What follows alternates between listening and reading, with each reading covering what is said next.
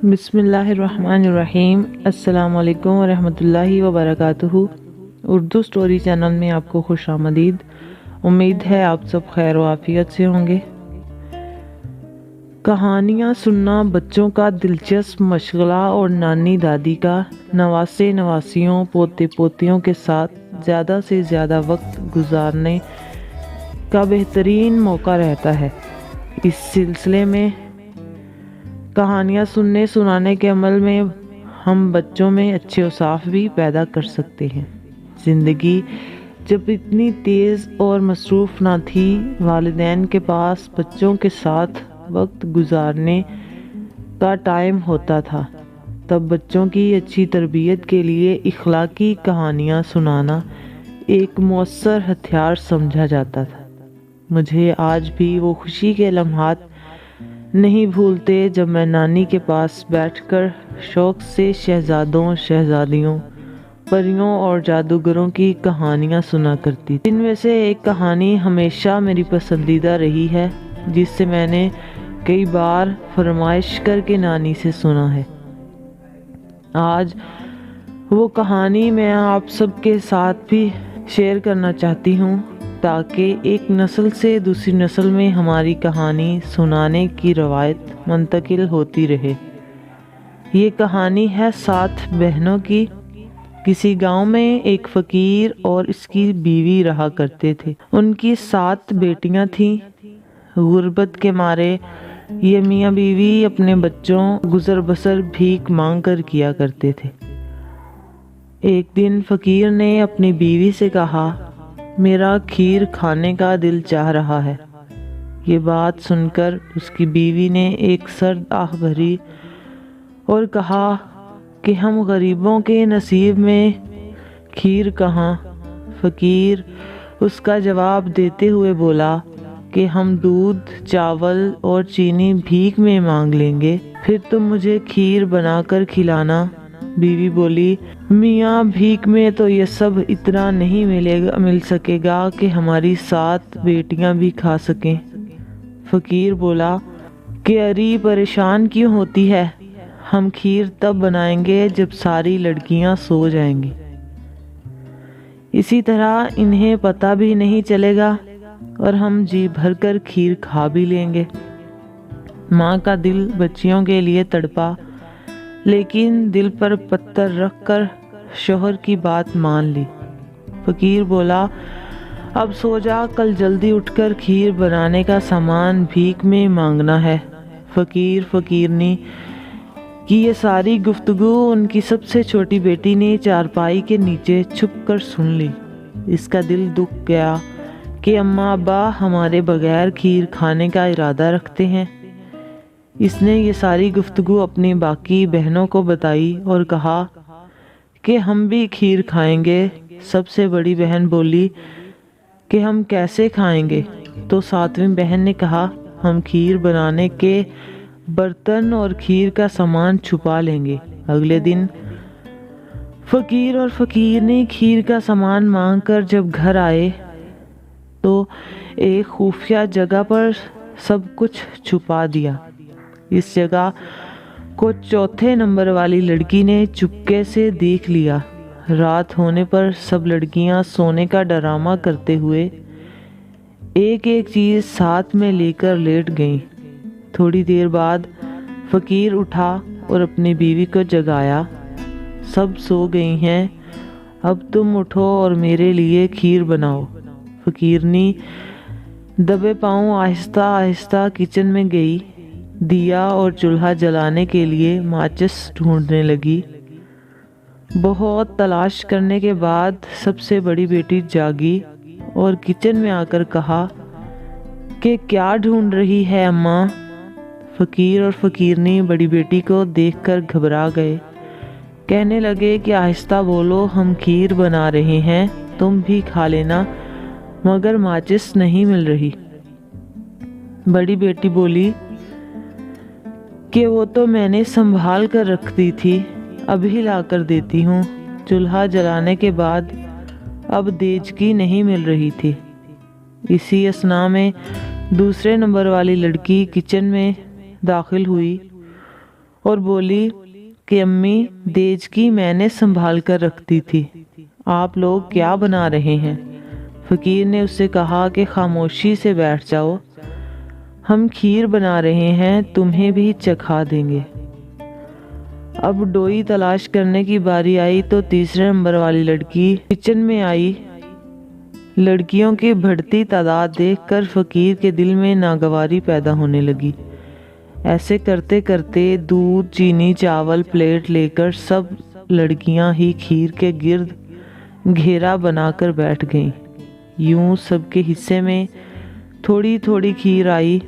کم مقدار میں کھیر ملنے پر بھی بچیاں خوش ہوئیں اور اپنے اپنے بستروں میں سونے کے لیے لیٹ گئیں۔ ادھر فقیر غصے میں بھنا بیٹھا تھا۔ اس نے سوچا کہ اب وہ اپنی بیٹیوں کو ہمیشہ ہمیشہ کے لیے جنگل میں چھوڑ آئے گا۔ بچیوں کی ماں بہت بلبلائی کہ وہ ایسا ظلم نہ کرے، مگر فقیر پر جنون سوار تھا۔ اگلے دن صبح ہوتے ہی اس نے بچیوں سے کہا کہ تیار ہو جائیں، آج ان کے ماموں کی شادی ہے، ہم نے وہاں جانا ہے۔ لڑکیاں خوشی خوشی تیار ہونے لگیں اور ماموں کی شادی پر، کیونکہ وہ ماموں کی شادی پر جا رہی تھیں، بیل گاڑی پر سوار ہو گئے۔ کیونکہ اس زمانے میں لوگ دور دراز جانے کے لیے بیل گاڑی پر سفر کرتے تھے، اس لیے وہ بیل گاڑی میں سوار ہوئے اور رستے میں گھنا جنگل آ گیا۔ فقیر نے بچیوں سے کہا کہ ماموں کی شادی پر دینے والے تحائف تو ہم گھر میں ہی بھول آئے ہیں، تم لوگ یہیں ٹھہرو، میں اور تمہاری ماں گھر سے تحائف لے کر آتے ہیں۔ سب سے چھوٹی بیٹی نے گھبرا کر کہا، ابا جلدی آنا، ہمیں ڈر لگے گا۔ فقیر بولا کہ میری بیٹی پریشان نہ ہو، میں سورج ڈوبنے سے پہلے واپس آ جاؤں گا۔ یہ کہہ کر دونوں میاں بیوی واپس چلے گئے۔ ادھر شام ڈھلنے لگی مگر اماں ابا کا دور دور تک کوئی پتہ نہ تھا۔ سورج ڈوبنے کو آیا، جنگل سے مختلف جانوروں کی آوازیں آ رہی تھیں۔ اندھیرا چھانے لگا تو چوتھی بہن نے کہا، مجھے لگتا ہے کہ ابا ہمیں چھوڑ گئے ہیں۔ سب سے چھوٹی بہن رونے لگی کہ ہمیں جنگلی جانور کھا جائیں گے۔ اچانک دور سے انہیں کوئی روشنی ٹمٹماتی ہوئی دکھائی دی۔ تیسرے نمبر والی بہن نے کہا کہ وہ دیکھو وہاں کیا ہے، لگتا ہے وہاں کسی کا گھر ہے، ہم ان کے پاس جاتے ہیں اور ان سے پناہ مانگتے ہیں، شاید وہ ہماری کچھ مدد کر سکیں۔ وہ ایک گول جھونپڑی تھی مگر قد میں کافی بڑی تھی۔ دروازہ کھلا ہوا تھا مگر کھٹکھٹانے پر بھی کوئی باہر نہیں آیا۔ پھر چھوٹی بہن نے ہمت کی اور گھر میں داخل ہو کر آواز لگائی، کوئی ہے، کوئی ہے، کسی کا کوئی جواب نہیں آیا۔ گھر میں کوئی نہیں تھا۔ سب بہنیں گھر میں داخل ہو گئیں۔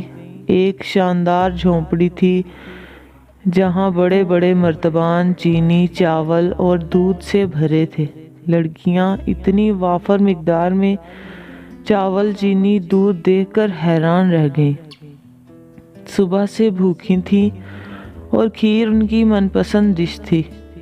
چنانچہ لڑکیوں نے کھیر بنانے کے لیے تیاری پکڑی اور کھیر بنا کر چاٹ چاٹ کر کھائی اور آرام کرنے کے لیے ایک کمرے میں چلی گئیں۔ اتنے میں ایک دراز قامت سیاہ ریچھ جھونپڑی کے گول دروازے سے داخل ہوا۔ یہ جھونپڑی اس ریچھ کی تھی۔ ریچھ کو بھوک لگ رہی تھی، چنانچہ وہ اپنی من پسند خوراک کھیر بنانے کے لیے کچن کی طرف گیا۔ وہاں دیچکی میں پہلے ہی بقیہ کھیر موجود تھی، جسے سونگھ کر ریچھ کو انسان کی خوشبو آنے لگی۔ وہ سمجھ گیا کہ اس کے گھر میں کوئی انسان آیا ہے، چنانچہ وہ اپنے گھر کی تلاشی لینے لگا۔ ریچھ کے غرانے سے لڑکیوں کی آنکھ کھل گئی، ساتھ ہی ساتھ ان پر یہ راز بھی عیاں ہوا کہ وہ جس کے گھر میں ہیں وہ ایک ریچھ کا گھر ہے۔ بس پھر کیا تھا، لڑکیوں کے ہاتھ پاؤں خوف کے مارے پھول گئے۔ چھوٹی بہن بہت چالاک تھی، اس نے ایک ترکیب سوچی اور ایک بڑی کڑاہی میں ڈھیر سارا تیل ڈال کر تیز آنچ میں چولہا جلا دیا۔ اتنے میں ریچھ کچن میں داخل ہوا اور چھوٹی بہن کی طرف لپکا۔ چھوٹی بہن چالاکی سے کام لیتے ہوئے تیزی سے کڑاہی کے سامنے سے ہٹی اور ریچھ سیدھا اس کھولتے ہوئے تیل میں جا کر گرا۔ مگر یہ کیا!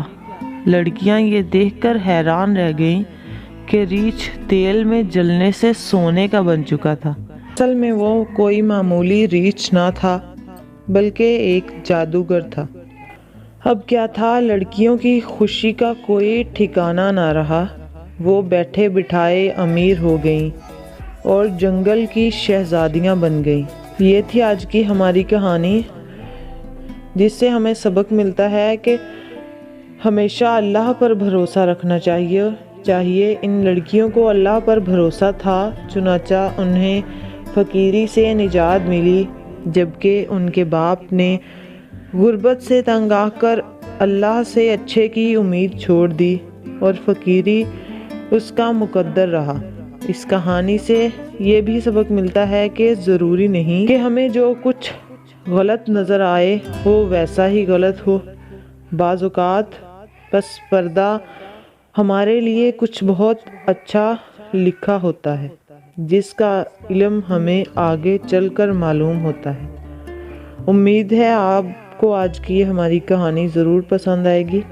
اگر آپ ہمارے چینل پر نیو ہیں تو ہمارے چینل کو سبسکرائب کریں اور ساتھ ہی بیل آئیکن کے بٹن کو دبائیں تاکہ آئندہ آنے والی ویڈیو آپ تک بر وقت پہنچ سکے۔ نیکسٹ ویڈیو تک کے لیے ہمیں اجازت دیں۔ اپنا خیال رکھیں اور اپنے ساتھ جڑے لوگوں کا بھی خیال رکھیں۔ اللہ حافظ۔